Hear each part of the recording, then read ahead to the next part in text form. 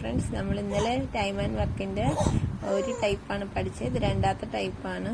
അപ്പോൾ നമ്മളിന്ന് രണ്ടാമത്തെ ടൈപ്പിൽ എങ്ങനെ ചെയ്യാമെന്നാണ് നോക്കുന്നത്. ഫസ്റ്റ് എ ഒരു ജോലി 15 ദിവസം കൊണ്ടും ബി അതേ ജോലി 12 ദിവസം കൊണ്ടും സി അതേ ജോലി 20 ദിവസം കൊണ്ട് തീർക്കുമെങ്കിൽ എയും ബിയും സിയും ചേർന്ന് എത്ര ദിവസം കൊണ്ട് ചേർന്നാണ് ഒന്നിച്ച് എത്ര ദിവസം കൊണ്ട് ആ ജോലി തീർക്കും എന്നാണ് ഇവിടെ ചോദിച്ചിരിക്കുന്നത്. ഓപ്ഷൻസ് 10, 8, 6, 5 എന്ന് തന്നിട്ടുണ്ട്.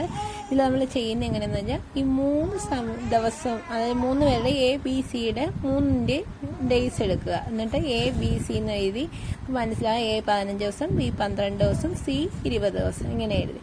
ഇതിൻ്റെ നമ്മൾ എൽസിയം കാണുന്ന കാര്യം ഇന്നലത്തെ ക്ലാസ്സിന് പറഞ്ഞിരുന്നു. അതുപോലെ തന്നെ എൽസിയം കാണുമ്പോൾ നമുക്ക് സിമ്പിളായിട്ട് എൽസിയം പണ്ടത്തെ പോലെ ഇങ്ങനെ എടുത്ത് എൽസിയം ചെയ്യണ്ട. നമുക്ക് ഇങ്ങനെ ചെയ്താൽ പെട്ടെന്ന് ആൻസറിലോട്ട് എത്താൻ പറ്റും.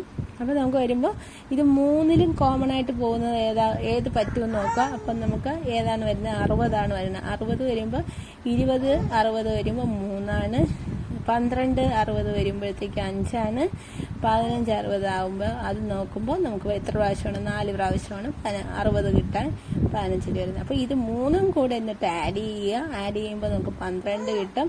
ഈ 12നെ നമുക്ക് എന്ത് ചെയ്യാം? ഇവിടെ നമുക്ക് 60 എഫിഷ്യൻസി, അപ്പോൾ നമുക്ക് 60 കിട്ടി. ഈ 60നെ ബൈ ഈ 12, 60/12 എന്ന് ചെയ്യുമ്പോൾ 5 കിട്ടും. അപ്പോൾ ആൻസർ നമുക്ക് എത്ര വരും? 5 വരുന്നത്. എത്ര ദിവസമാണ്? 5 ദിവസമാണ് 3 പേരും കൂടി ചേർന്ന് ചെയ്യുമ്പോൾ ആ ജോലി തീരുന്നത്.